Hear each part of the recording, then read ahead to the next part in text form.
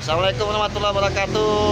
Pada hari ini kami akan berkunjung ke salah satu tempat wisata di Kabupaten Gayo Lues, yaitu apa bang namanya?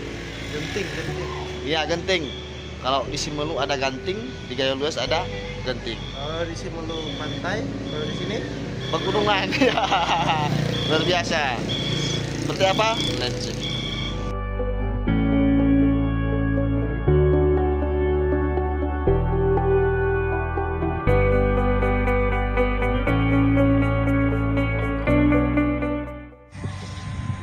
Baik, setelah kita menempuh perjalanan lebih kurang 30 menit dari kota Blangkejeren, kita sudah sampai di puncak Genting, salah satu tempat wisata yang ada di Gayo Lues. Ini dia seperti ini.